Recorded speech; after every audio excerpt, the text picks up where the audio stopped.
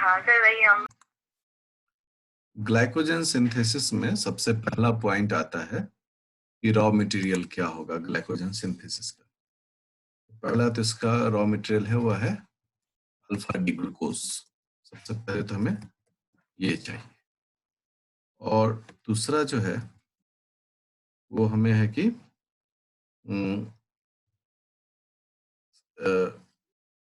Enzymes चाहिए। Enzymes चाहिए, ये दो चीजें हमें चाहिए। अगर हमें ये दो चीजें चाहिए तो इन दोनों का सोर्स भी क्या होगा? सेल ही होगा। सेल के अलावा तो कोई दूसरा नहीं हो सकता है। तो अल्फा डी ग्लूकोज और एंजाइम्स। अब सबसे पहला जो इसमें पोर्शन है वह है अल्फा डी ग्लूकोज। तो अल्फा डी ग्लूकोज जो है इसका कौन सा फॉर्म जो है वह सबस्ट्रेट के रूप में काम करता है। तो an active substrate is sugar nucleotide. क्या होता है वो? Sugar nucleotide. तो सुगर न्यूक्लियोटाइड का मतलब क्या हो गया कि जो अल्फा डी ग्लूकोज है उसके साथ कुछ न्यूक्लियोटाइड जुड़ा रहेगा। अल्फा डी ग्लूकोज के साथ जुड़ा रहता है यूडीपी, यूरिडाइन न्यूक्लियोटाइड डाइफॉस्फेट।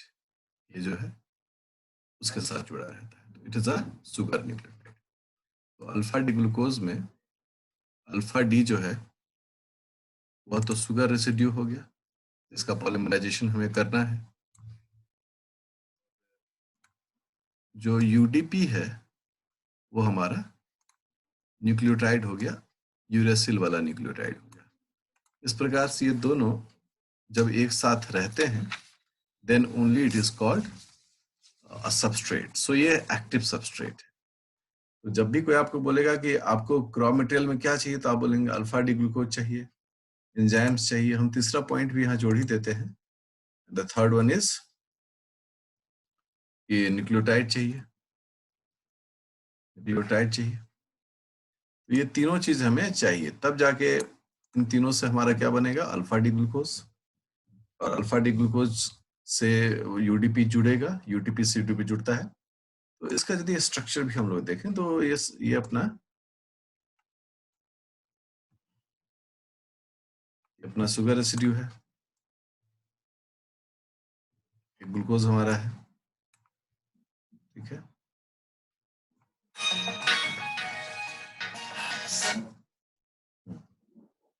ये हमारा शुगर रेसिड्यू है, और इस शुगर रेसिड्यू के साथ यहाँ से जुड़ा रहता है पहले कार्बन से एक फॉस्फेट, एक और फॉस्फेट, और इससे जुड़ा रहता है कौन?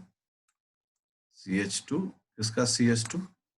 तो शुगर वाला CH2 जो राइबोज का होता है ना, वो CH2। ये राइबोज का हो गया।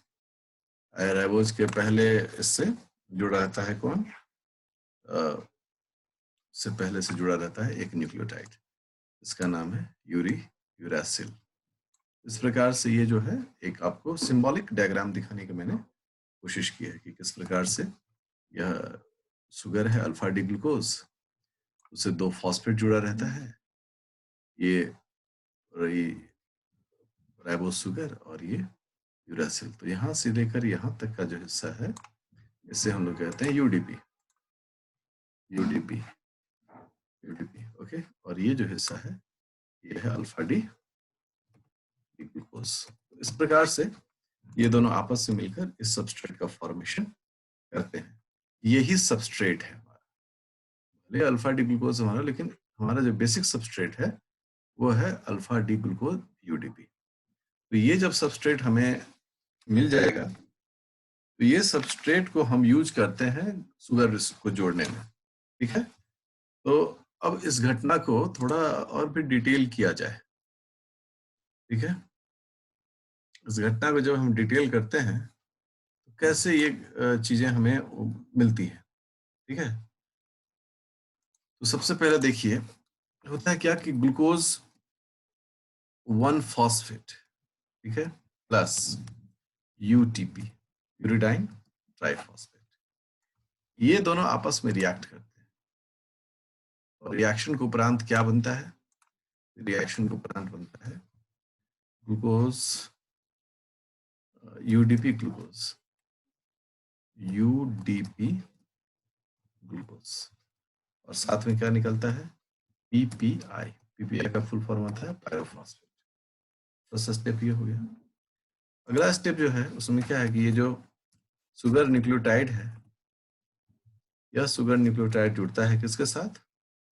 तो उसको हम लोग बोलते हैं जी, ग्लूकोज का एन। ये मतलब क्या होता है? एक पॉलीमर को रिप्रेजेंट करता है जिसमें बहुत सारे सुगर जुड़े हुए हैं। एन का मतलब क्या हो गया? नंबर ऑफ सुगर्स वहां जुड़े हुए हैं, 2 4 5 10 जो भी जुड़ा हुआ है। और उसके उपरांत क्या बनता है? ग्लाइकोजन प्लस यूडीपी बाहर निकल गया। फिर यूडीपी जो है ये रिचार्ज हो जाता है यूडीपी से। अब यहाँ देखें, जो पहला रिएक्शन है उस रिएक्शन में क्या हुआ है कि उसको हम लोग क्या बोलेंगे?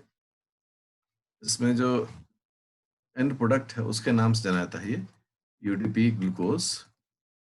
एंजाइम का नाम है पायरो फॉस्फोराइलेज, पायरो फॉस्फोराइलेज। और यहाँ जो एंजाइम होता है उसका नाम होता है ग्लाइकोजन सिंथेज। सिंथेज और सिंथेटेज में जो बेसिक डिफरेंस है उसको समझेंगे। यदि सिंथेज लिखा हुआ है इसका मतलब है इट डज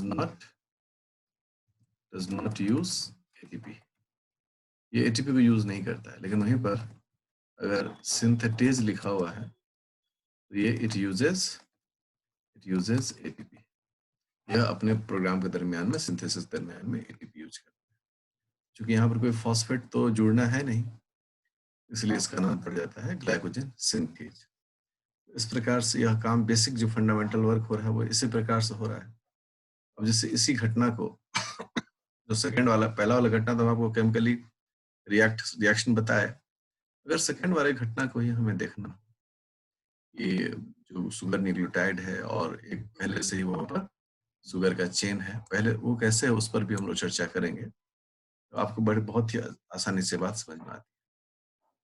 देखो, ये है, मैं थोड़ा सा इसको ऐसे सिंबॉलिक बना दे रहा हूँ ताकि आपको बातें अच्छे से समझ में आ जाए। हैं? हम्म, कैसे बनाया? अच्छा चलो से बनाते हैं। ठीक है, ये आपका शुगर न्यूक्लियोटाइड का डायग्राम है। ठीक है, एकदम सिंबॉलिक बना रहा हूँ। यहाँ से एक फॉस्फेट, फिर इससे जुड़ा दूसरा फॉस्फेट, फिर यहाँ से जुड़ा हुआ है CH2, ये राइबोज, और यहाँ से जुड़ा हुआ है यूरेसिल।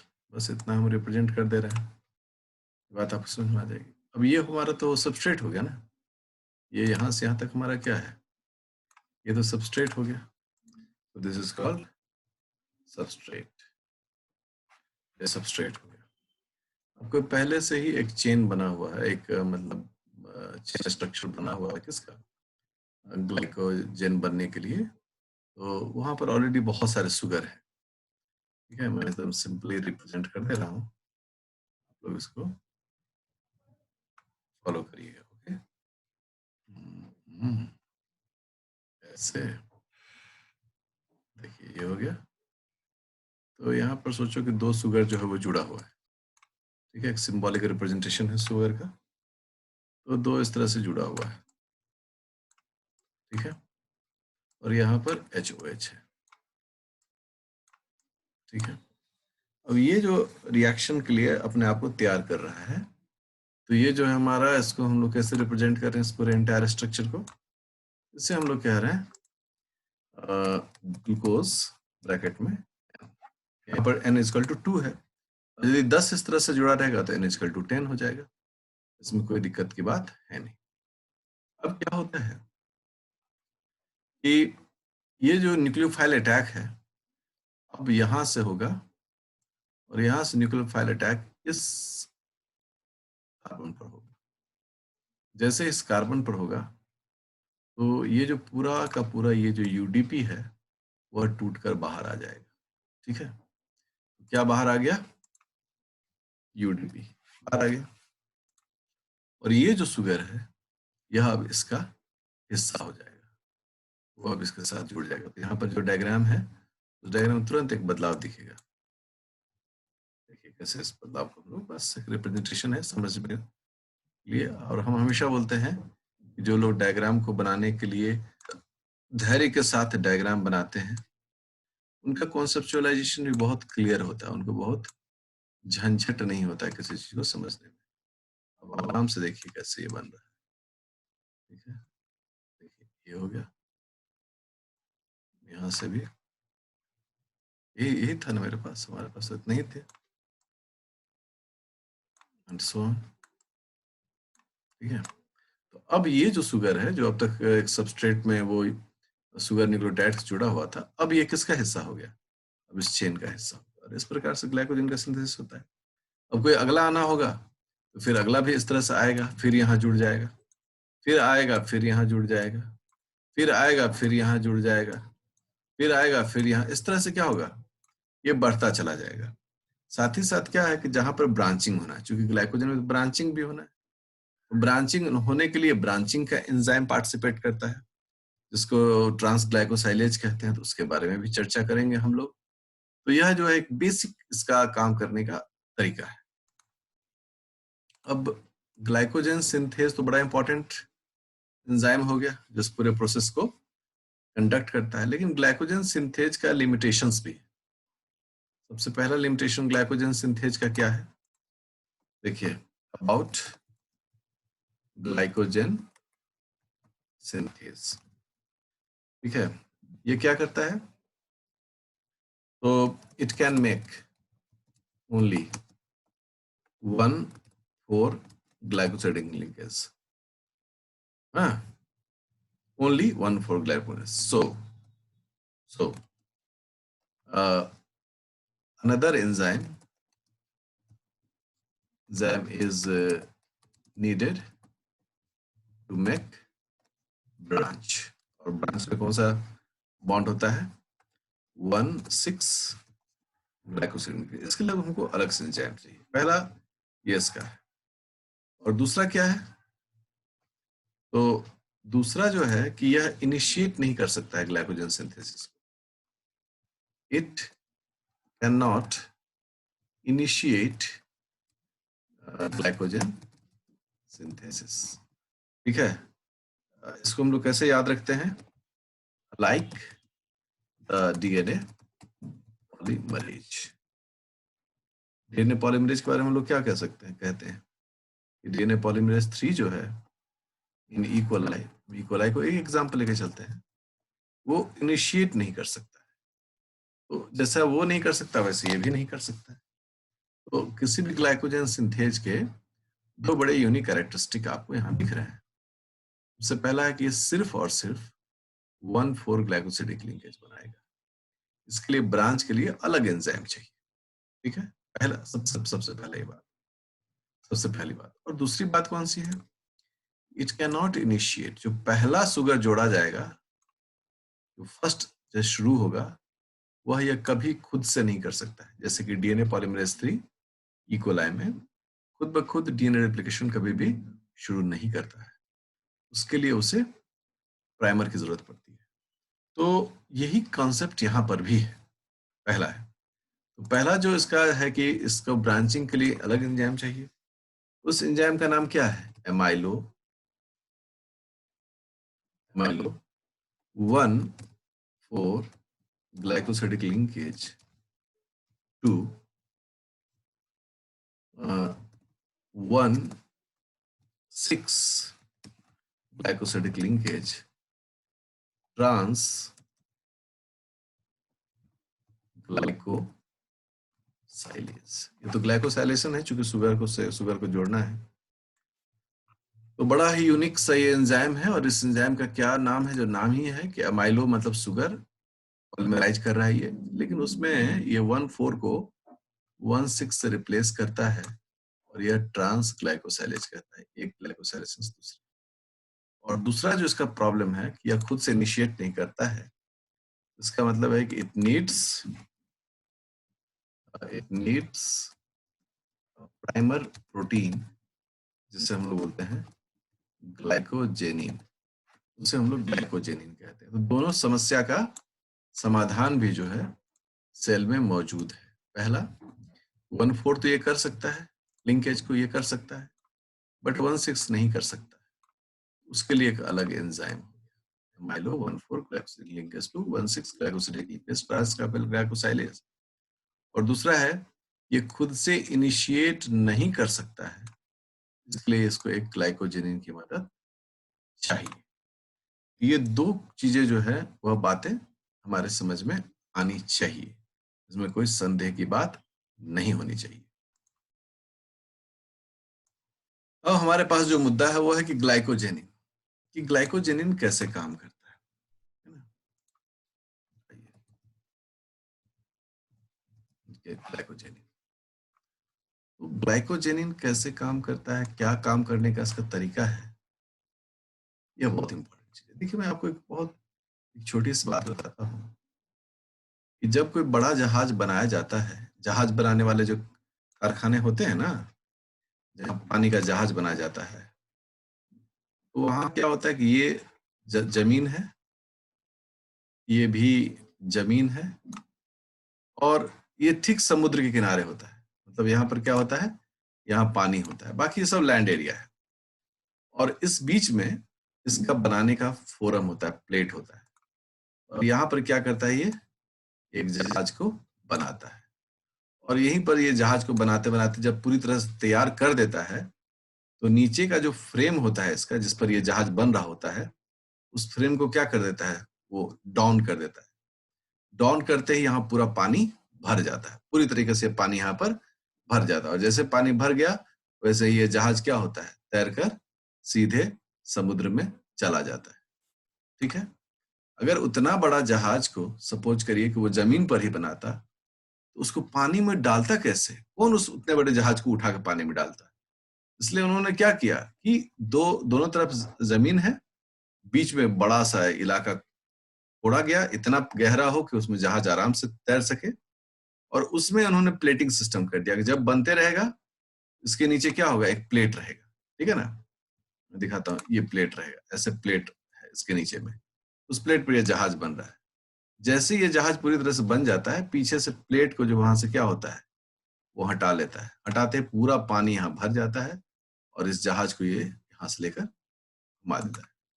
तो इसका मतलब स्पष्ट है कि ग्लाइकोजेनिन भी कुछ इसी तरह का एक सिस्टम है, जो शुरू में तो आएगा, आकर सबसे पहला शुगर को जोड़ेगा। तो कैसे होगा ये कि ग्लूकोज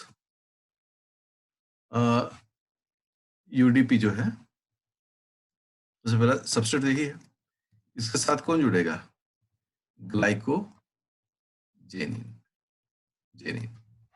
जैसे इसके साथ जुड़ेगा, then there is a complex, जो एक कॉम्प्लेक्स है उसका निर्माण होगा। और जिस कॉम्प्लेक्स का निर्माण होगा, उस कॉम्प्लेक्स का नाम क्या हो जाएगा, यूडीपी, मतलब शुगर रेसिड्यू। और इसके साथ जुड़ गया ग्लाइकोजेनिन। करेक्ट, यह काम हो गया। अब फिर अगला आया, फिर अगला रेसिड्यू आया, glucose UDP plus UDP glucose. अब तो यूडीपी तो हट जाएगा ना, जुड़ने के बाद तो यूडीपी हट जाएगा, हमको यूडीपी हटाना पड़ेगा भाई, इसको हटने दे। यूडीपी तो हट गया, निकल गया। ठीक है, प्लस यूडीपी, ऐसे लिखता हूँ। ओके, अब यहाँ पर क्या हो रहा है कि अगला सबस्ट्रेट आया, और यहाँ पर ऑलरेडी उपलब्ध है कौन, जीएससी ग्लाइकोजेनिन, प्रोटीन जुड़ा हुआ अभी भी। अब ये दोनों फिर आपस में क्या करेगा, फिर से जुड़ जाएगा। जुड़ने पर क्या बनाएगा, जीएलसी ग्लाइकोजेनिन प्लस यूडीपी बन गया। फिर अगला एक और सबस्ट्रेट आएगा, उसको 3 लिख देते हैं, 3 नहीं, ठीक है, यूडीपी ही लिखते हैं, ठीक है ना, यूडीपी। अब इसके साथ कौन जुड़ा? Glucose, glucose glycogenin. और जब ये इसके साथ जुड़ा इस प्रकार से, अब कितने ग्लूकोज हो गए यहाँ पर? जीएलसी, जीएलसी, जीएलसी मतलब glucose, not GLC. Okay, glycogenin plus UDP and so on. इस प्रकार से क्या है, यह होते जा रहा है। और एक सर्टेन नंबर के बाद क्या होगा, यहां से ग्लाइकोजेनिन हट जाएगा। और जैसे फिर ग्लाइकोजेनिन हट जाएगा, फिर एक नहीं बोलते कि कुछ दूरी तक साथ निभाते हैं।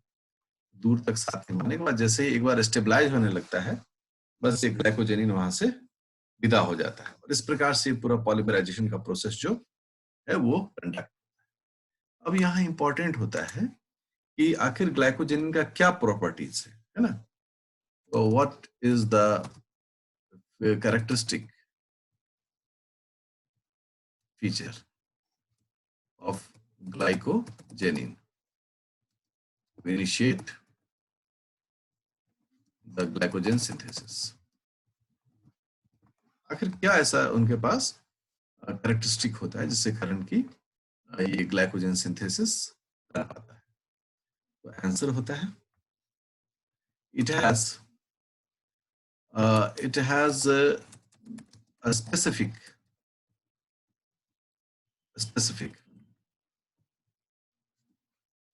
tyrosine residue at 194 position, 194th position, ठीक है ना, which can bind to the sugar. इसके पास एक खास पोजीशन पर, जो कि 194 नंबर है, वहां पर टायरोसिन रेसिड्यू होता है 194 पोजीशन पर। और उसके साथ क्या जुड़ सकता है? शुगर। अब आप अगर इसको देखने की कोशिश करें, ये कैसा दिखेगा? ये ग्लाइकोजेनिन है। क्या है ये? ग्लाइकोजेनिन। और मैं हल्का कलर से इस डायग्राम लेता हूँ। हाँ, ये है इसका ग्लाइकोजेनिन। और इस ग्लाइकोजेनिन में एक स्पेसिफिक पोजीशन पर टायरोसिन है, टायरोसिन 194, मतलब यहाँ पर टायरोसिन है।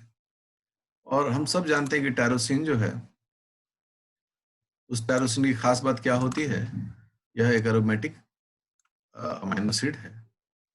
और इसका जो एरोमेटिक अमाइनो एसिड का जो बाहर का जो इसका बेंजीन रिंग है, उसमें एक OH ग्रुप जुड़ा रहता है।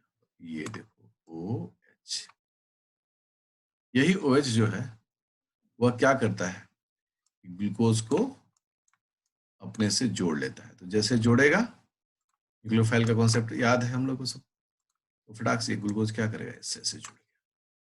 जैसे जुड़ेगा then it is called glucose glycogenin. तो यह जो कॉन्सेप्ट है, इसी कॉन्सेप्ट को समझने की आवश्यकता है कि ग्लाइकोजेनिन के पास स्पेसिफिक पोजीशन पर एक टायरोसिन रेसिड्यू होता है, Y94 पोजीशन। और ये जो है, यही इस काम को कंडक्ट करता है। इस प्रोसेस में हमें एंजाइम्स की जरूरत पड़ती है। इस पूरे प्रोसेस को कंडक्ट करने में जो एंजाइम होता है, उस एंजाइम का नाम है ग्लूकोट्रांसफेरेज, ठीक है। और को फैक्टर की जरूरत पड़ती है। को फैक्टर का नाम है मैंगनीज, ठीक है, मैंगनीज आयन। ओके। और इसमें क्या चाहिए? और हमें सबस्ट्रेट चाहिए। सबस्ट्रेट में हमें क्या क्या चाहिए? तो यूडीपी ग्लूकोज जो सबस्ट्रेट हमारा वो हो गया, एंड ग्लाइकोजेनिन, ये चाहिए। ये सभी चीजें हमें इस पूरे प्रोसेस को कंडक्ट करने में चाहिए होता है। अगर ये चीजें हमारे पास नहीं रहे, यह काम हो नहीं सकता है। अब यहाँ पर मुद्दा आता है कि को फैक्टर, ठीक है, यूडीपी का कॉन्सेप्ट तो हम लोग को समझ में आता है, वो सब ग्लाइकोजेनिन भी है, एंजाइम का नाम भी, but what is the role of manganese ion? What is the role of manganese ion? हम लोग हमेशा बोलते हैं it helps to maintain, it helps to make an electrostatic balance when charged molecules are there. जब कभी किसी molecule में charge होता है, स्पेशली कौन सा चार्ज होता है, तो नेगेटिव चार्ज होता है, तो रिएक्शन के दरमियान में उसको बैलेंस करना बहुत जरूरी होता है, और उस बैलेंस करने के लिए हमें उस वक्त को फैक्टर की जरूरत होती है, और मैं हमेशा सिखाता भी हूँ, अभी आप एंजाइम में भी सीखेंगे। को फैक्टर का रोल, सबसे जो इंपॉर्टेंट रोल है और सबसे जो बेसिक रोल है वह है उसका कि चार्ज बैलेंस करना। इसलिए अगर हमें कोई बोले कि ग्लूकोज 6 फॉस्फेट है, तो फॉस्फेट में तो हमेशा नेगेटिव चार्ज होता है। जब भी फॉस्फेट होगा तो जहां भी लिखा रहेगा फॉस्फेट तो हम समझ जाएंगे वहां नेगेटिव चार्ज होगा। उस चार्ज को बैलेंस करने के लिए हमें को फैक्टर चाहिए, मैंगनीज, मैग्नीशियम, जिंक, आयरन, इस तरह के हमें को फैक्टर चाहिए होता है ताकि उसके चार्ज को क्या करे, वो बैलेंस करे। तो ये जो है वो ग्लाइकोजेनिन का काम करने का तरीका है।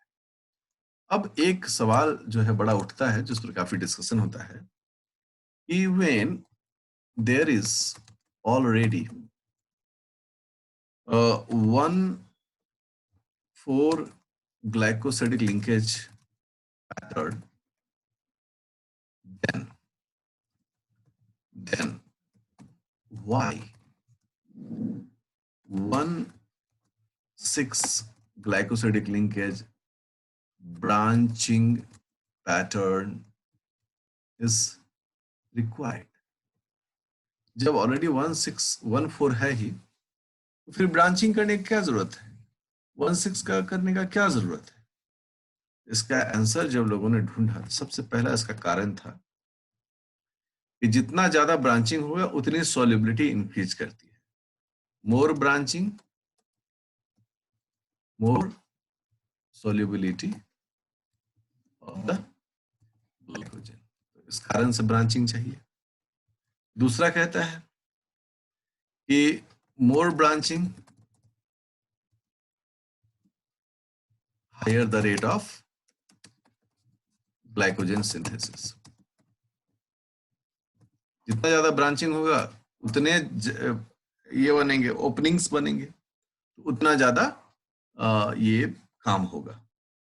तीसरा कहता है कि यदि बनने का भी क्रम बढ़ेगा तो डाइजेशन का भी क्रम बढ़ेगा, तो more branching, more site for the digestion और डिग्रेडेशन। एक जगह नहीं, कई जगह से ये टूटना शुरू कर देगा। फोर्थ पॉइंट होता है कि जो एंजाइम का एक्शन है, more branching, more sites for the enzyme action. Enzyme action का भी मैक्सिमम साइट होता है। अब मैं बड़ा एक सिंपल सा बताता हूं कि एकदम सिंपल सा, कोई इसमें मैं लाग लपेट नहीं है, ऐसे करके ऐसे बना, ओके, ऐसे ऐसे, ये सभी जो है वो सारे क्या है, इसके पैटर्न। ओके, अब ये सारे क्या है, ब्रांचिंग है। ये यहाँ का शुगर से जुड़ गया है, ये यहाँ के शुगर से जुड़ गया है, ओके, ये यहाँ के शुगर से जुड़ गया है, ये यहाँ के शुगर से जुड़ गया है। तो अब देखिए कितने सारे नॉन रिड्यूसिंग एंड हैं, 1, 2, 3, 4, 5, और रिड्यूसिंग एंड कितने हैं? लोग कह रहे रिड्यूसिंग एंड एक ही है यहाँ पर, ये सब लोग जानते हैं। अब सोचो कि जब भी बनने का प्रोसेस होगा तो ग्लाइकोजन सिंथेज यहाँ पे शुगर एक बार जोड़ेगा जोड़ेगा जोड़ेगा जोड़ेगा, एक बार में कितने जगह पर एक साथ ग्लूकोज जोड़ा जा सकता है? 5 जगह पर। तो ये हो गया। अब तोड़ने वाली बारी आएगी तो यहाँ से टूट जाएगा, यहाँ से टूट जाएगा, यहाँ से टूट जाएगा, मतलब एक साथ आप 5 जगह से जोड़ भी सकते हैं, 5 जगह से तोड़ भी सकते हैं, 5 जगह से तोड़ सकते हैं, और ये सेकंड पॉइंट क्या कहता है, 5 जगह से जोड़ भी सकते हैं। इसलिए एंजाइम को ज्यादा काम करने के लिए क्या होता है, जगह मिलता है। इसलिए branching is important for the glycogen synthesis. तो ये जो मुद्दा है, यह भी मुझे उम्मीद है कि आप इसको अच्छे से समझ सकते हैं। तो इस प्रकार से ग्लाइकोजन ब्रेकडाउन और ग्लाइकोजन बायोसिंथेसिस का ये 3 सीरीज चला और तीनों आपको समझ में आएगा। अब जो है बहुत important, regulation of glycogen metabolism. अब क्या हमें समझ में आया है और उसका शरीर में किस प्रकार से उपयोग होता है, अब समझदारी वाली बातें यहाँ पर शुरू होने वाली। समझदारी का मतलब हम एप्लीकेशन देखने जा रहे हैं इस पूरे मेटाबॉलिज्म। तो ग्लाइकोजन बनना, ग्लाइकोजन का जो बेसिक मेटाबॉलिज्म है उसमें तो यही है कि ग्लूकोज से ग्लाइकोजन। ओके, हम इतना कितना किचपिच करेंगे, हम आराम से बनाते हैं। ग्लूकोज से ग्लाइकोजन, ग्लाइकोजन, ये मुद्दा है। दोनों साथ ही आ गया।